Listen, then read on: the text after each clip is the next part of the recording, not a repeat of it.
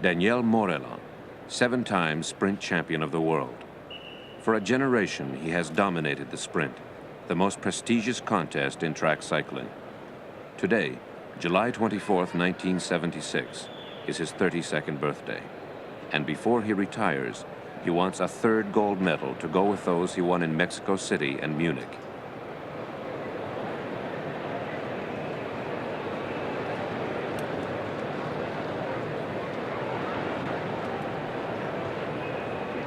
It is the second heat of 3. Morelos' opponent is a young Czech, Anton Tak. With brutal determination, Tak has beaten Morelos in the first heat. During this race, Morelos manages to hold on to the best position, behind Tak.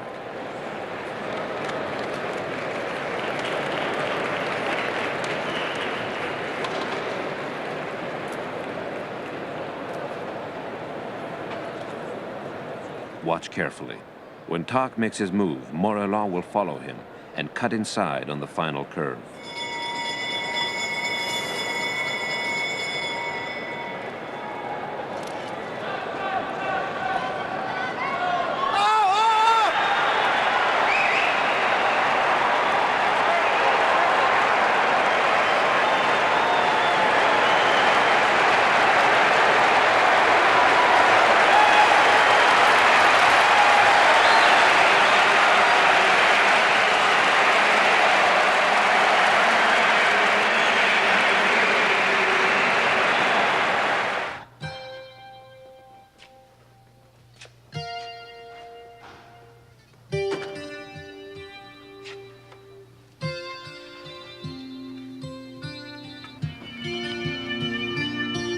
Steve Jochen leaves the garage where he works as an apprentice mechanic.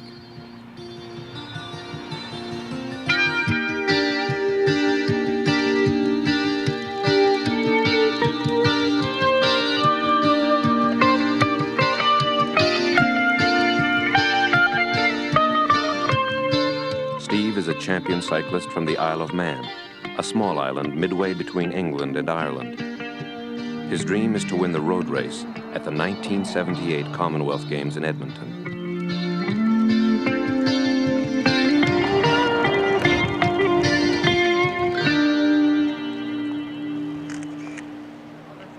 The West German pursuit team, Gregor Braun, Peter von Hoff, Günther Schumacher, and Hans Lutz.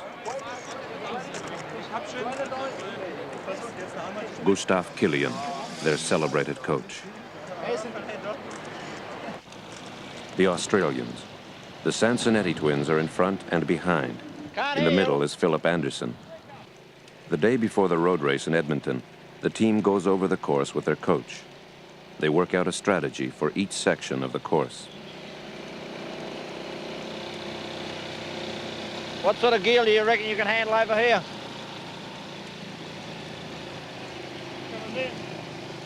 What, 54.17, 53.17? Yeah, well, all the other teams, for all the Poms and that, reckon they're going to be on their little windy rings and their little gears pedaling up here.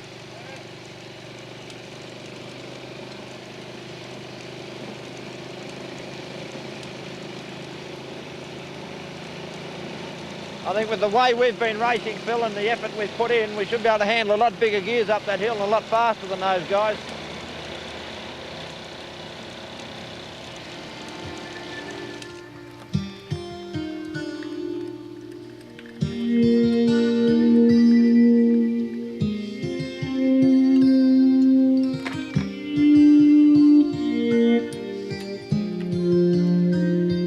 Nothing is left to chance in preparing the bicycles for the team pursuit.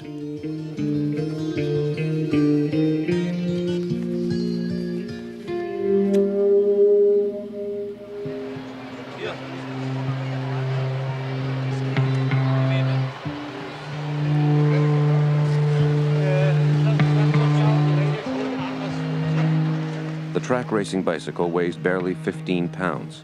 It has only one gear and no brakes. It is a beautifully designed machine.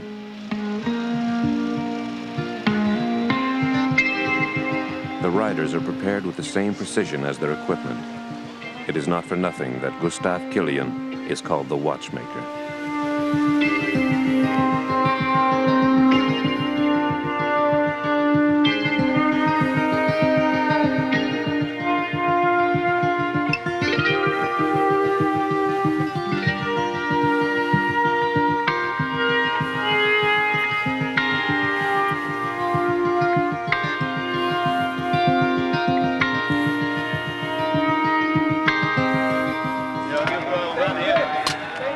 preparations for the road race. The bikes are checked one last time to make sure everything is in order. The tires are inflated to 700 kilopascals. The tension of the starting line can be seen in Jockin's face. New Zealand! Ron, 112 and 114 wheels. Jamaica! Right here. Jamaica, right here. In a few minutes, 53 cyclists from 17 countries will push themselves to the limit for 190 kilometers, 15 laps of the course. Months and even years of preparation will be tested during the next 5 hours. If you rode like you did the St. Albans, that's great. Good luck now, John. Sure, you've worked very hard this year and you're going to do a good one today. If I can have your attention, ladies and gentlemen, for just a moment, please. 2 minutes to go. Hope the hell they take it easy on this bend up here. It's very smooth.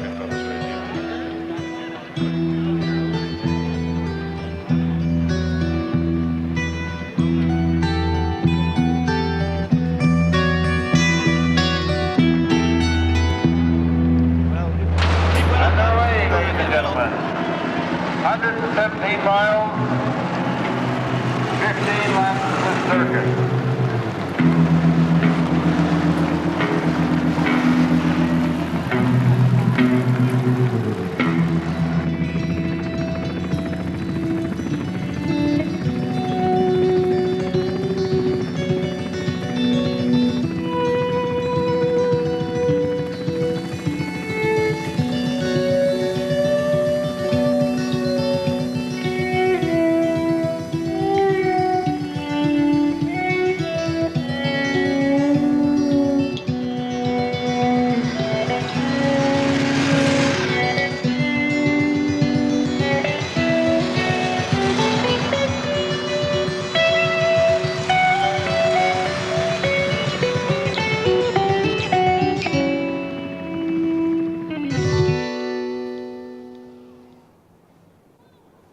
Jocelyn Lovell, one of the best of Canada's international caliber track cyclists in individual and tandem events.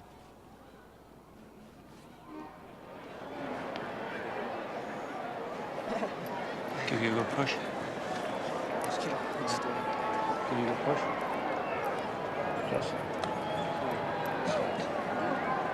Canada against Australia. Semi-final of the tandem. Riding with Jocelyn Lovell is Gordon Singleton, gold medal winner for the individual sprint. Right, it's ready.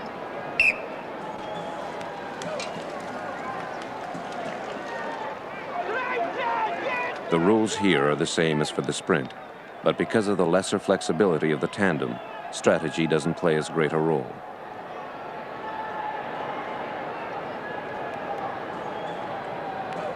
The cyclists watch each other. The Canadians prefer to ride on the upper edge of the cement track so they can gain extra momentum when they drop down.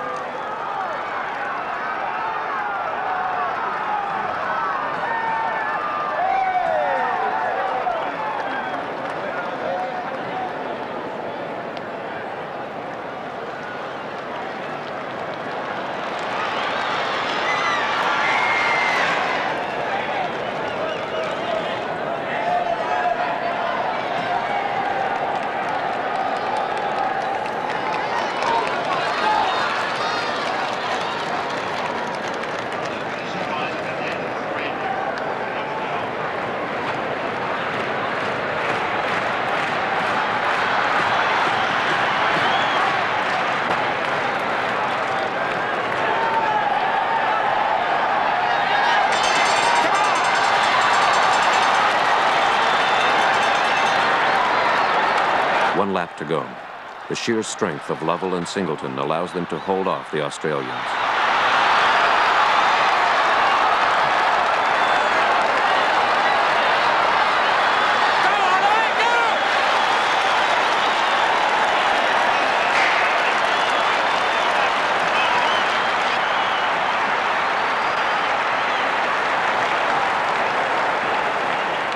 Later, in the final, the Canadians will beat the English team for the gold medal.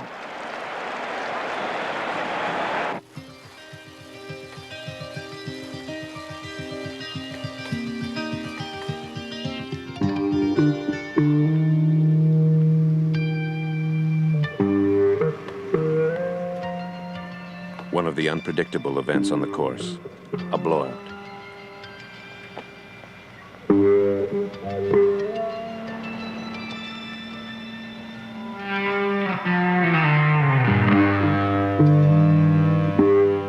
The wheel change takes only 12 seconds, and the rider is quickly back in the race. But there are more serious accidents.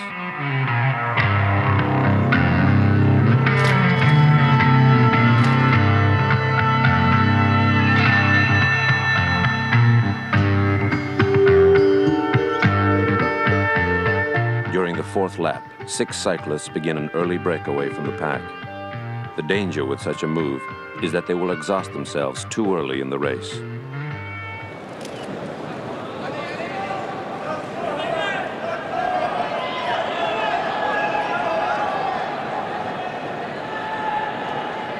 Moreland Tack, the final for the gold medal in the sprint. Moreland begins the final race of his career.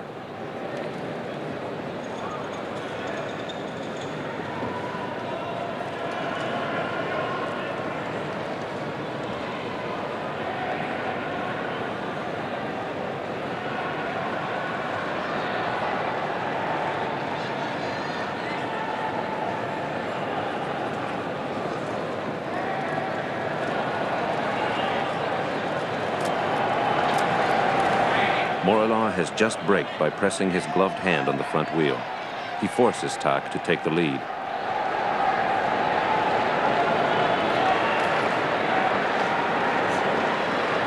Watch as Tack makes his move. Moreland will hesitate for a fraction of a second.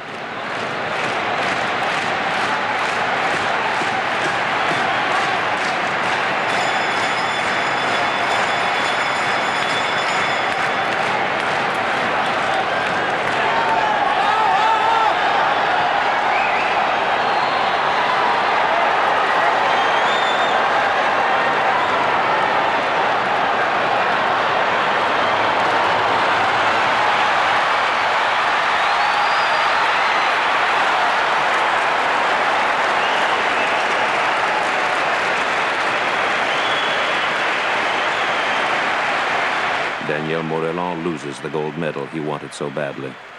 Anton Tack is the new Olympic champion.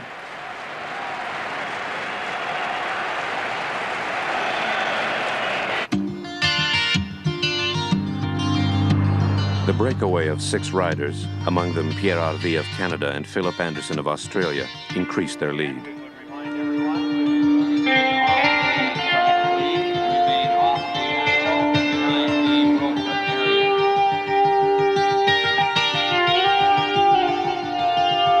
The cyclists ride in single file to lessen wind resistance. After a few moments pedaling, the leader gives up his place and falls back.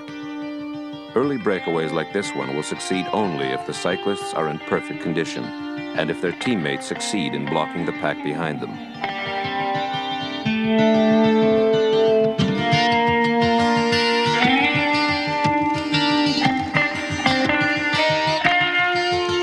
Steve Jockin, who didn't join the initial breakaway, prepares to move up through the pack.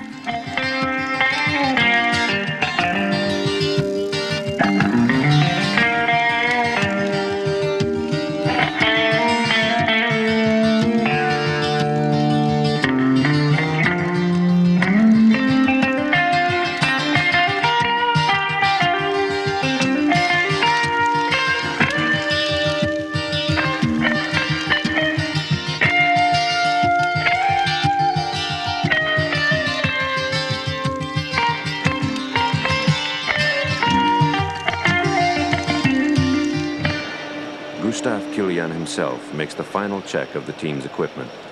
Everything must be perfect for the team pursuit final against the USSR. The tires are blown up to about 700 kilopascals to cut down friction on the track. Since there is only one gear on a racing bicycle, choosing the right ratio is vital.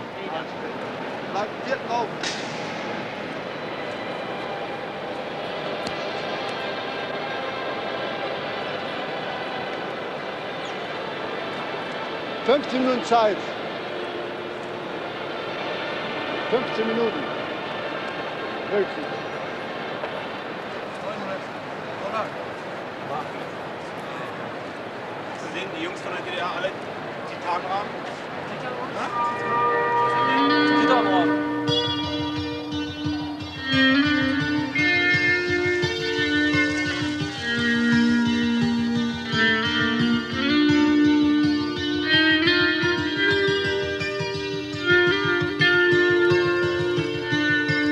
Rain adds a new element to the road race. The pavement becomes extremely slippery. Steve Jockin, with the Canadian Martin Cremaro, has organized a second breakaway in the 13th lap. They begin a move to catch up with the leaders.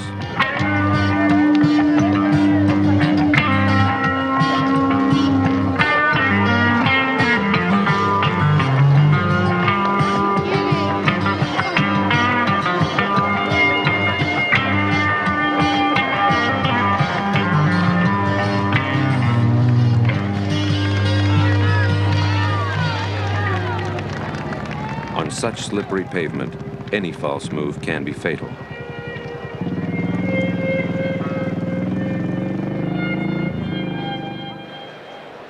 Montreal Olympics, team pursuit final. 4 kilometers against the clock, 14 laps of the track. In white, the West Germans. In red, the Russians.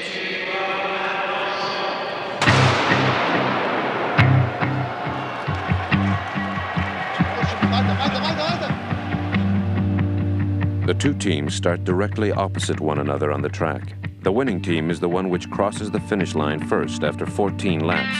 It's the time of the third rider at the finish line which determines the team's time.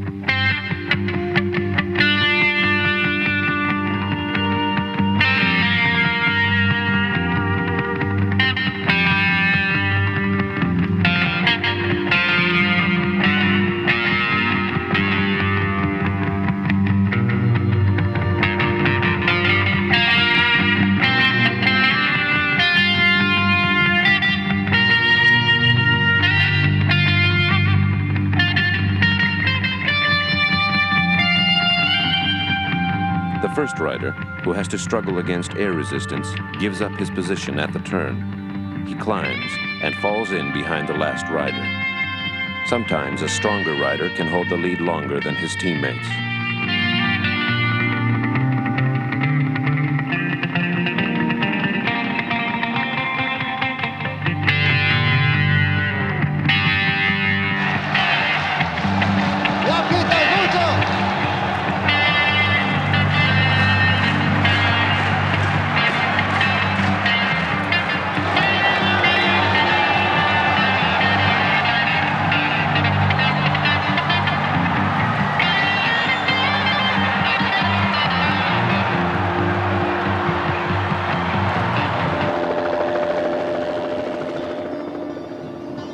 Only 3 riders are left in the breakaway.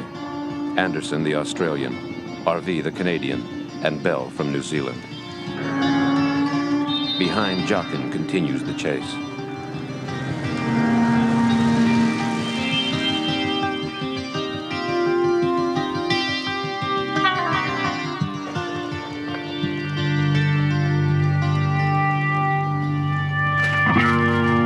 Anderson falls. A thin coating of oil mixed with water has made the turn treacherous.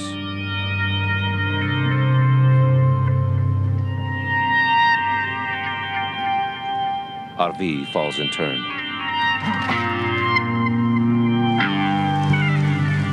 Jockin knows that there's been an accident up ahead and pushes himself even harder.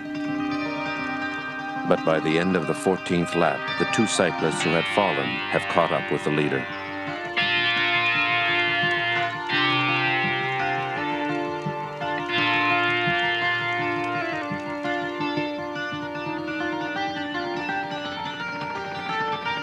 For Jockin, it's a solitary struggle. If he doesn't catch up with the leaders now, it means an end to his chances.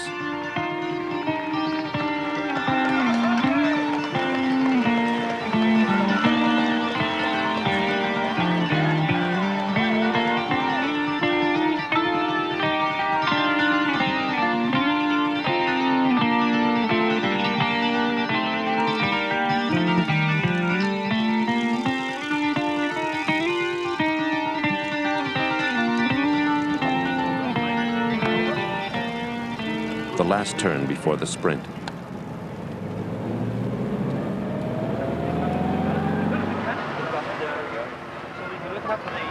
Okay, Steve, go to it, lad.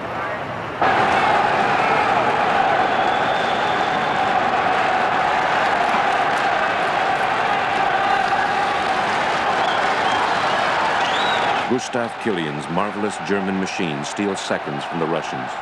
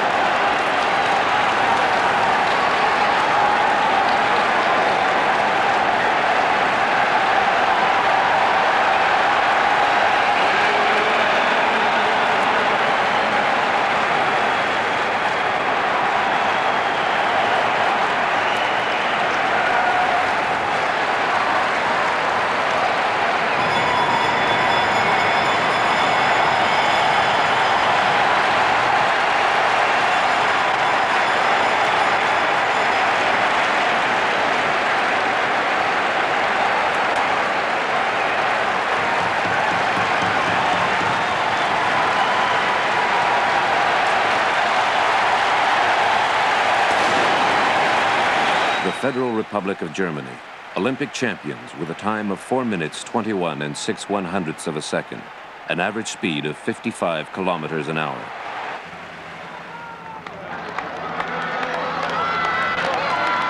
The final sprint. Anderson, the Australian, holds off the Canadian Pierre Harvey.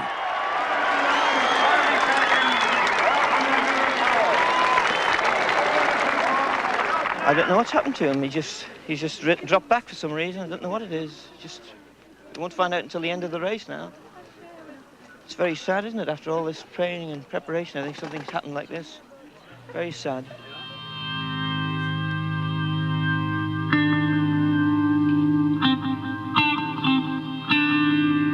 Steve Jochen is no longer in the race.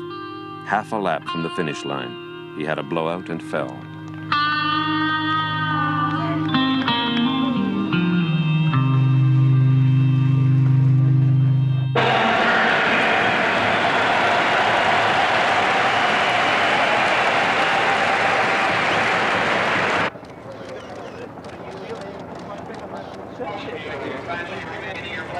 The winner, Philip Anderson of Australia. Don't worry about it. Don't worry, Steve. Don't worry. There's some super rides to come yet from you.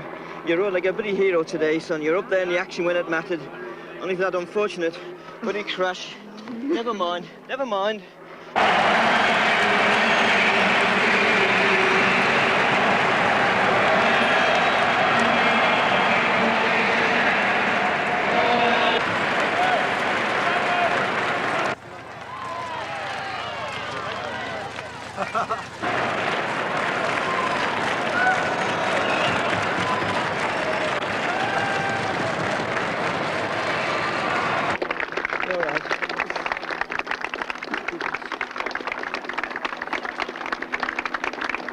All the lads did well today.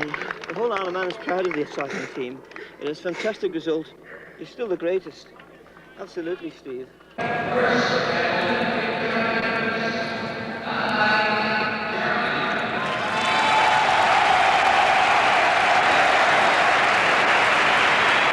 and Commonwealth champion from Australia, Philip Anderson.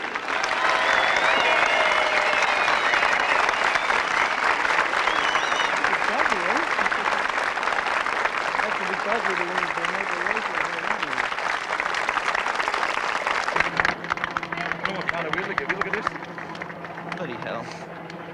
Service is absolutely shit. Yeah. I don't know, that's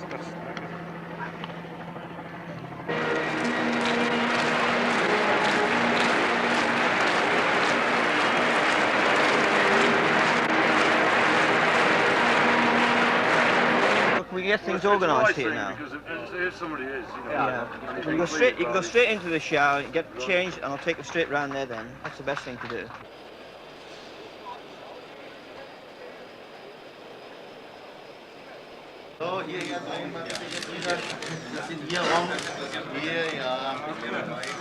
Though the team from the Isle of Man has done well, they have won no medals, and the results are a bitter disappointment to Steve. But 1 year later, he will succeed in winning a position on the British national team.